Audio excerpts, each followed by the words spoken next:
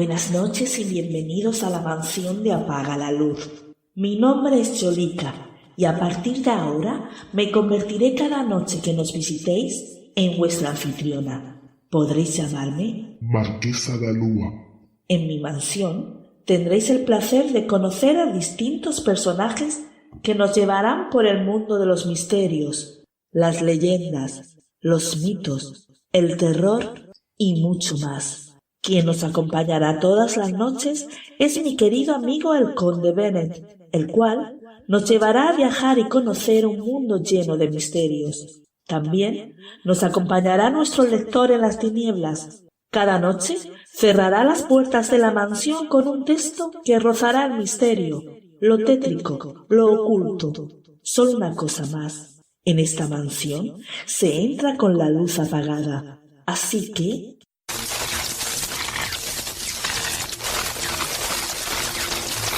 Apaga la luz.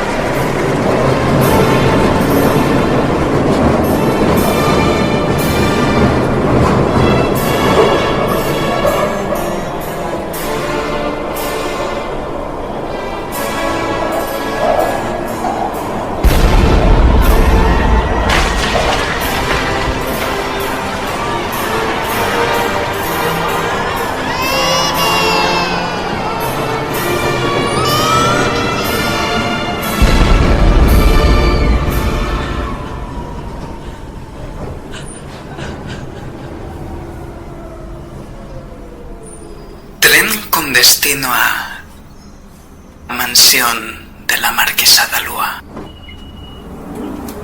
Próxima parada: London Underground. Próximamente en Apaga la Luz.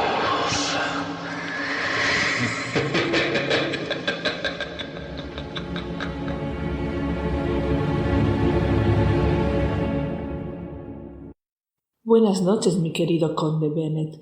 ¿Qué tema nos traes en esta ocasión? Buenas noches, Marquesa. Espero que tengas su maleta preparada, porque para esta ocasión vamos a viajar a Londres. Tengo preparado un viaje de misterios, accidentes y asesinatos, envidias, conjuras, en uno de los gigantes imperiales por excelencia de la historia, sacudido por grandes victorias, pero también por grandes desgracias. Haremos un primer trayecto en superficie, pero el resto del viaje lo haremos bajo tierra. Este caso que nos espera hoy es sobre los misterios del metro de Londres. Misterios del metro de Londres, sucesos paranormales. Pero dime, ¿por qué has escogido Londres? Como decía, Inglaterra ha sido parte de un gran imperio, con victorias en ultramar, pero también ha estado sacudida por grandes enfermedades, como la peste bubónica entre 1665 y 1666, cuyo final estuvo marcado por las llamas del infierno del gran incendio de Londres. Los que no fueron pasto de las llamas agonizarían durante días entre vómitos de sangre, calambres, fiebre, delirios, gangrena, hasta que la imagen de Lucifer aparecía en sus rostros. 2 siglos y medio más tarde, Inglaterra será partícipe en la Primera Guerra Mundial. Terror, muerte, estado de vigilia constante, hambre por aislamiento en la guerra. ¿Por qué escojo Londres? Porque el eco de aquellos fantasmas ocupa hoy día los túneles del Chief londinense. Esté atenta, marquesa. El suspense está por llegar. Creo que puede ser un tema atractivo tanto para mí como los visitantes de la mansión. Pero vamos a comenzar desde el principio. Entendamos qué pasó entonces. Has mencionado que en el siglo XVII Londres fue azotado por la peste bubónica. Así es. Todas aquellas víctimas de esa pandemia continuaban siendo focos de infección para personas no contagiadas. Una madre, un padre, un hijo. No hacía distinción de personas. Una de las opciones que se barajaban para evitar el contagio fue enterrar en fosas comunes a todas aquellas víctimas que buscaban la paz en el más allá, por la gloria de Dios, si no eran considerados como demonios por la enfermedad que llevaban. En superficie, el futuro incendio terminará con lo que quedaba, dejando muy dañada la ciudad medieval. Bajo tierra, estuvo la esperanza de que por lo menos las almas de estas víctimas descansaran en paz, pero no fue así. No fue así porque algo perturbaría su descanso. El reverendo John Cummins ya predijo que el acceso de los ferrocarriles al interior de la Tierra despertaría al mismísimo diablo al acceder al interior de las regiones infernales. ¿Cuál es el caso más antiguo que te has encontrado? El primer caso que me he encontrado fue el de la estación de Farringdon, en el barrio de Islington. En esta estación, que fue inaugurada en el año 1863, descubrimos que anteriormente existía un edificio que fue derribado para la construcción de la misma. En este edificio sucedió un caso.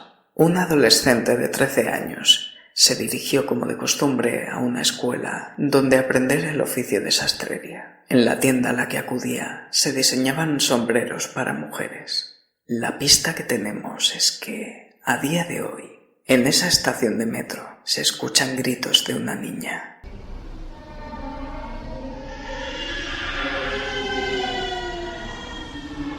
Y los viajeros perciben presencias extrañas que los acompañan en sus trayectos.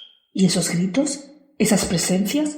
¿A qué se deben? A que esa chica, llamada Ann Naylor, fue asesinada brutalmente por parte de su maestro y de la hija de este. Nos movemos en una época donde las diferentes clases sociales reciben un trato diferente por ser huérfanos o por ser simplemente hijos de siervos. Hasta que no pasen cerca de 100 años más, no vamos a empezar a ver signos de querer mejorar las condiciones de vida de los niños en Inglaterra. Posiblemente esta niña se llevó la peor parte de esta situación. Sabemos a día de hoy que los viajeros, cuando toman un tren que pertenece a esta línea, escuchan sus gritos y sienten una presencia extraña que los acompaña. Muchas veces solo la sienten y otras simplemente la ven reflejada en los cristales del vagón. Impresionante. Si yo tuviera que viajar en esas condiciones con la sensibilidad que tengo... Se le hubieran puesto los pelos de punta. Aprovechando su sensibilidad, voy a contarle el siguiente. En este caso, el amor fue el motor que movió el destino de nuestro siguiente personaje. Entramos en el área de la estación de Bank Monument. Se le conoce de esta manera porque en aquel lugar tenemos el Banco de Inglaterra, un edificio que durante años ha llevado las operaciones financieras más importantes de Europa. También existe un monumento conmemorativo del gran incendio que asoló Londres en el año 1666. En el año 1811 va a acontecer una tragedia para Sarah Whitehead. Su hermano Philip trabajaba para dicho banco como contable, pero su suerte no jugó a su favor cuando falsificó una serie de cheques. Su hermana, en su profundo amor fraternal, luchó para demostrar su inocencia. Se presentaba diariamente a las puertas del banco para tratar de conseguir la expiación del pecado que había cometido su hermano, pero no surtió efecto. Cuando Philip fue declarado culpable, fue ahorcado inmediatamente en Old Bailey. Este choque supuso para Sarah un trauma que la arrastró también a la muerte. ¿Y qué fue de esa alma? Se desconoce su final. No sabemos si esos cheques que falsificaba eran usados para mantener a su familia, o si por el contrario, hablamos de un hombre con afición a la prostitución, al alcohol y a la bebida. Los londinenses, cuando se acercan a esta estación, afirman ver a una mujer vestida completamente de negro, con una túnica. Creen que la monja de negro, que es así como llaman a este espíritu, continúa yendo a las puertas del banco, rogando entre sufrimientos la liberación de su hermano. Parece que en el más allá todavía no se han reencontrado. Qué triste. Esta misma estación creo que tiene otro caso también relacionado. ¿No es así? Sí, pero no será hasta dentro de 100 años cuando se produzca un accidente con cerca de 70 heridos y más de 50 muertos. Entramos ya dentro del contexto de la Segunda Guerra Mundial y, como sabe, Londres fue una ciudad blanco para las potencias del eje y esta condición no iba a dejarse pasar por alto. ¿Qué fue lo que sucedió? Lo que sucedió fue que el 11 de enero del año 1941 se derrumbó el hall de la estación, quedándose un agujero en la avenida que la atraviesa. Muchos afirman que escucharon explosiones en el exterior. Las estaciones de metro eran utilizadas como refugios antiaéreos una vez la alarma comenzaba a sonar. La población lo sabía y sabía cómo tenía que actuar en consecuencia. Pero la fatalidad de los acontecimientos provocó que, en su intento de protegerse del enemigo, una bomba cayera sobre la calle, dado que el túnel que se había excavado no era lo suficientemente profundo y el volumen de personas en la estación aumentó de forma considerable. El material que cubría el hall de la estación cedió, aplastando y matando a muchas personas que se encontraban dentro. Y ese es el motivo por el cual los viajeros que circulan por aquella zona escuchan estruendos y ruidos desgarradores. Creo que aquel lugar se ha quedado impregnado de la energía de aquel accidente. Desde luego que sí. Continuemos, que sé por tu mirada que esto solo acaba de empezar. Me has dejado con el gusanillo de conocer más casos. De acuerdo. Hemos tenido casos donde el terror y el sufrimiento han sido los acompañantes principales de la escena, pero tengo que decir que no todo es terrorífico. Este caso que voy a contarle es digno de una heroína, porque fue una mujer la que evitó que se produjera una tragedia. ¿De quién estamos hablando? De una mujer que, según las fuentes, cayó en las vías de la parada de Aldgate Station durante la Segunda Guerra Mundial. En esta misma estación, en los años 80, sucedió un accidente. La disposición de los raíles de alimentación y los de circulación dentro del metro de Londres podían provocar que, ante cualquier mínimo descuido, se produjera una electrocución, y fue lo que le pasó a un operario que estaba realizando labores de mantenimiento. Su mala suerte le hizo rozar el raíl vivo, que es el que lleva la electricidad, y quedarse pegado, como decimos nosotros ahora. El resto de compañeros se acercaron asustados para comprobar qué había sucedido y lamentando ya una tragedia. Para sorpresa de ellos, una vez se cortó la electricidad, descubrieron que el accidentado seguía con vida, habiéndole atravesado 20.000 voltios por todo su cuerpo. ¿Cuál fue su respuesta una vez que volvió en sí? Pues su respuesta fue que una mujer le había tocado la cabeza y lo había salvado de morir electrocutado. Las pruebas posteriores de salud que le fueron realizadas determinaron que estaba en perfectas condiciones. Después, otros operarios confesaron haber sentido presencias extrañas en las escaleras de la estación. Además de este suceso, cabe mencionar que esta línea tuvo que bordear diferentes fosas de cadáveres pertenecientes a la época de la gran peste bubónica. Por lo visto no saben, Marquesa, lo mismo que tú y yo sabemos, que una vez se abren las puertas de los avernos, es muy difícil evitar que sus habitantes permanezcan en el lugar donde fueron encerrados. Pero dentro de este infierno siempre hay almas de corazón puro dispuestas a salvar la vida de otros, o héroes y heroínas, como dije antes. Desde luego que sí. Bernard Green es el siguiente que nos traemos entre manos. ¿Continuamos dentro de este ambiente? Por supuesto que sí. El terror que se respira dentro de un ambiente de inseguridad y de explosiones despierta el instinto de supervivencia de sus habitantes. Cuando las sirenas suenan, las bombas comienzan a estallar en zonas próximas. Es hora de buscar refugio rápido. Todos los habitantes que estaban cercanos a la estación de Bethnal Green sintieron la misma necesidad y corrieron hacia el interior de la estación para salvarse. Una avalancha de personas se concentró en un momento, en un espacio estrecho como el de unas escaleras, que por desgracia provocaron el resbalón de una madre con su carrito. El tropiezo de esta causó la caída en masa de todos los que iban detrás de ella, asfixiados, sobre todo mujeres y niños. Fallecieron a causa del aplastamiento contra el suelo y las paredes de la estación. En total, unas cerca de 173 personas fallecieron, y no precisamente a causa de artefactos explosivos, sino por el terror, que fue el que adelantó su muerte. El haber carecido de una mente fría, un paso en falso en una cuerda floja.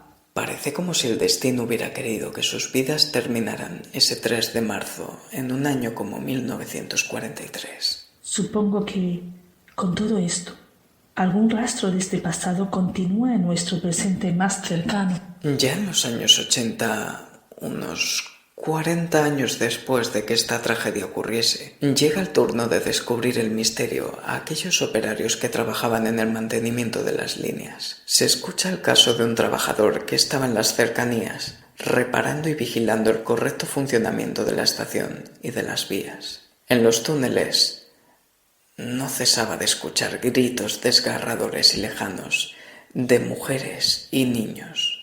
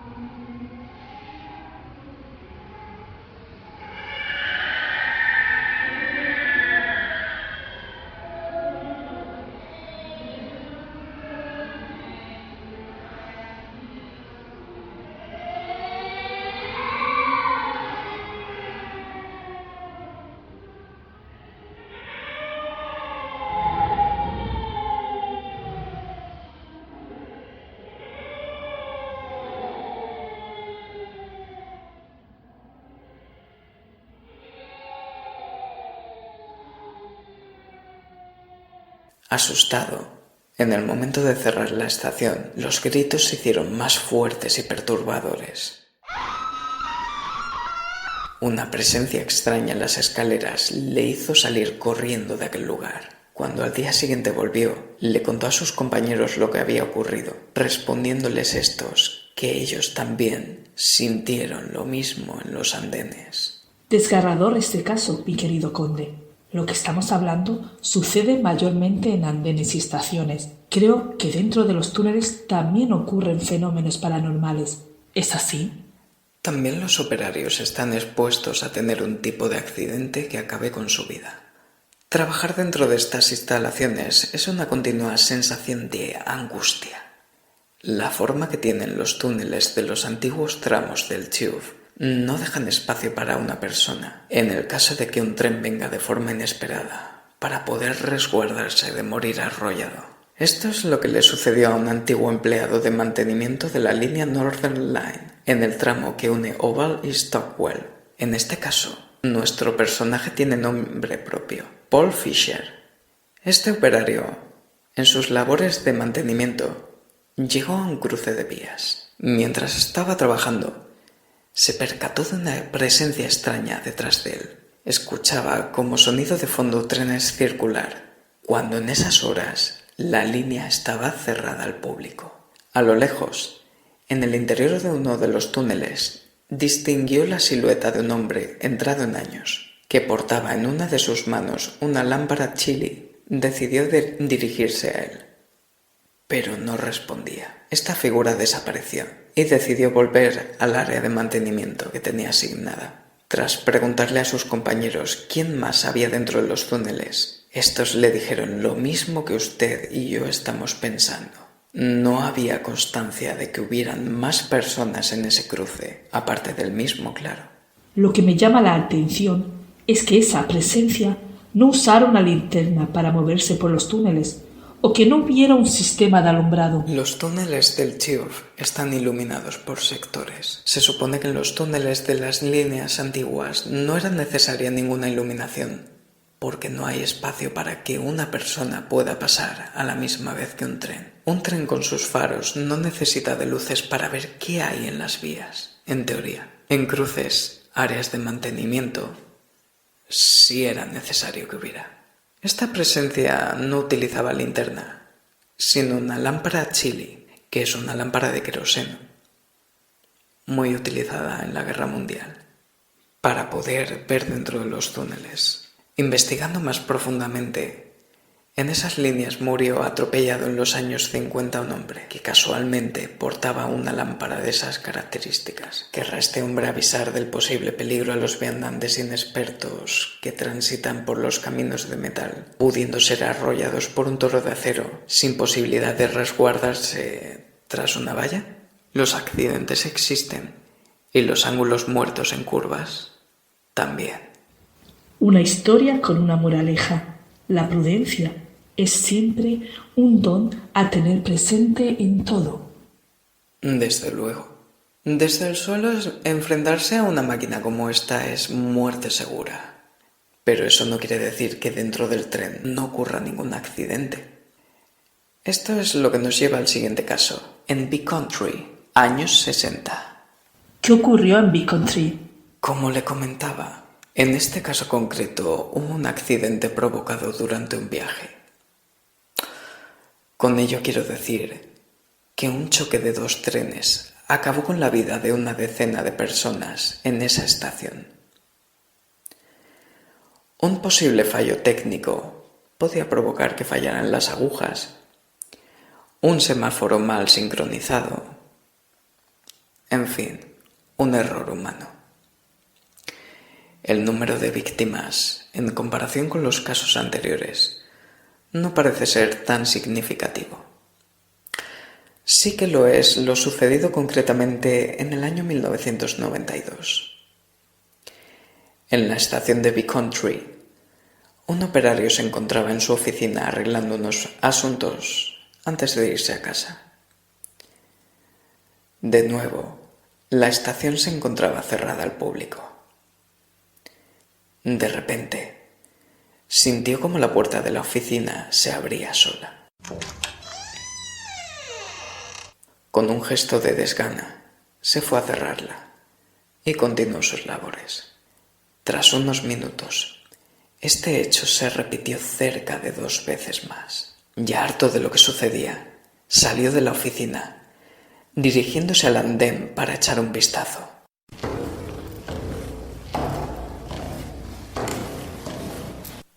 Pero se encontró con que el andén estaba vacío y no había nadie, ni una corriente de aire que pudiera abrir la puerta. Caminando desconcertado, buscando a alguien que pudiera estar jugándole una mala pasada, se posó delante de las escaleras que subían al hall. Su mirada se desencajó al ver a una figura humana femenina, vestida de blanco, con el pelo largo y rubio, y sin cara. Volviendo al día siguiente, se encontró con su compañero y amigo en aquel lugar. Asustado le comenta lo ocurrido. Su amigo, con su mismo gesto de sorpresa, le afirmó haber visto lo mismo. Una mujer de blanco, sin rostro. Pero, ¿qué puede hacer este espíritu rondando por la estación y desfigurado? Yo diría que es un espíritu perdido, no reconocido en su muerte, condenado al olvido eterno, hasta que no se descubra su identidad. Un caso curioso. Hemos tratado varios casos de accidentes en contexto de guerras en diferentes épocas. También sé que en el ámbito teatral también ocurrieron cosas. ¿Es así? Es cierto que hemos contado muchos casos relacionados con lo que has comentado. Son los más numerosos. Pero los más llamativos me los he guardado para el final, mi querida marquesa. ¿Te refieres a los de Aldwych y Covent Garden? Cierto, ¿no? Exacto.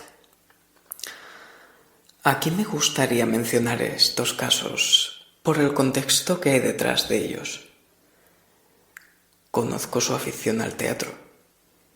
Sé que además lleva muchos años en una compañía como A Ciegas Teatro. Y creo que estos casos van a ser interesantes para usted. Me parece estupendo. Como bien has contado, aparte de dedicarme a cuidar esta bella mansión, tengo un pequeño hobby, que es una compañía de teatro que se llama A Ciegas Teatro, en donde intentamos enseñarle al público que encima de las tablas no hay diferencia entre los mortales que ven y los mortales que no ven. Bueno, algún día os contaré por qué lo de los mortales hoy no viene al caso. Hablemos del caso de Aldwych, el de la actriz que se suicidó arrojándose a las vías. Es mucho más interesante. Como usted mande. Tenemos aquí el caso de una actriz que, como bien comenta, ya conocemos su final. Una época como la de finales de los años 20. Esta estación, antes de su inauguración como Aldwych, fue conocida como la estación de Strand, debido al prestigioso teatro que existía en dicha ubicación. Imagínese el número de representaciones que podían llevarse a cabo en aquel lugar para atender a la clase media y la clase alta de la sociedad. Y aún se siguen llevando en su estación diferentes tipos de interpretaciones, como por ejemplo para el rodaje de las Crónicas de Narnia, que utilizaron sus andenes para rodar las escenas que transportaban a Peter y sus hermanos al mundo de Narnia. El contexto de la mujer entonces, y más de los actores de aquella época, estaba muy ligado a una vida en desorden, alcohol, sexo y muchas más cosas, creo recordar. Estuve investigando sobre la época victoriana para conocer mejor este entorno, y en el caso de la mujer era bastante difícil vivir en aquel siglo XIX. Sabemos que los ideales perduran, incluso hasta los años 20. Barrios como el East End de Londres, convertidos en lugares de prostitución, alcohol, apuestas y personas de un nivel de vida mísero, mientras en otras zonas el nivel de vida aumentaba. Una época en la que también la leyenda del famoso Jack el Destripador cobró vida y se llevó a la tumba a numerosas prostitutas de una forma muy cruel y sanguinaria. Por desgracia, las mujeres y los niños salían muy mal parados. La sociedad estaba acostumbrada a ver a la mujer ceñida en estrechos corsés, al servicio del hombre, en las labores de casa de día y en el pecado por la noche. Mi mente asocia esos principios a una profesión de entretenimiento como el mundo de las artes. El resultado podía ser catastrófico para la dignidad de la mujer. Esta actriz pisaría estos escenarios a finales de los años 20 y sabemos que se suicidó arrojándose a las vías. También coincide con el final de la existencia del teatro, que fue demolido para construir la nueva estación, acabándose con su carrera. ¿Pudo haber un complot contra ella por algún tipo de favor no cumplido hacia su mecenas? No tengo una respuesta clara para este interrogante. Sí que aquel que pone un pie en aquella estación puede escuchar los cantos de una mujer y ver su silueta por los andenes, acompañada de muchos otros espíritus vestidos de época. El show debe continuar y el derribo de un edificio no va a poner fin a su sed de entretenimiento. Desde luego que sí. Ellos no lo detuvieron, aunque sí lo hicieron nuestros compañeros William Terris y Richard Arch Prince. Esto ocurrió mucho antes que el caso de nuestra querida actriz.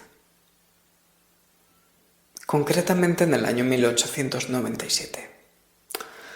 Sabemos que estos dos actores tuvieron un enfrentamiento cuyo final fue la muerte de William a manos de Richard.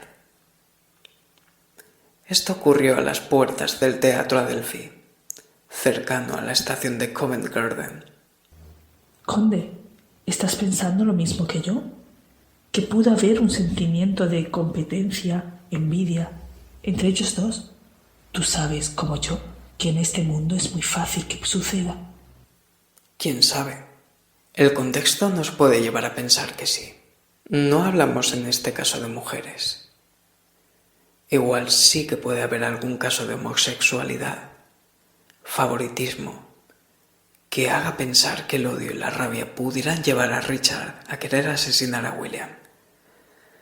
No olvidemos que en el mundo del teatro está todo permitido, mientras que no se traspasen los límites de la realidad. Bueno, mi querido amigo, después de haber hecho varias paradas con usted, he de decirle que nuestro viaje acaba en las puertas de la mansión. Estoy encantada y agradecida con esta ruta de misterio que hemos hecho. Me llevo la sensación de estar en este momento acompañada y no solo con su presencia. Dentro de mí alberga diferentes sentimientos y sensaciones. Seguro que sí.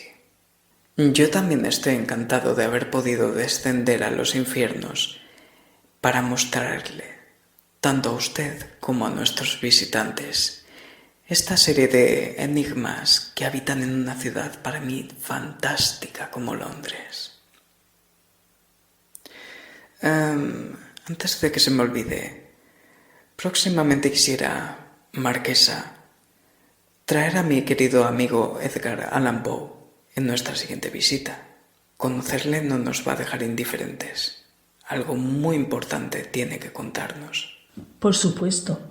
Dile a mi querido amigo Edgar que está invitado a mi mansión siempre que quiera venir, que me encantará recordar aquellos años cuando nos conocimos, que será un placer contarle a todo el mundo su verdadera historia. Le transmitiré el mensaje cuando vuelva a hablar con él. Muchas gracias.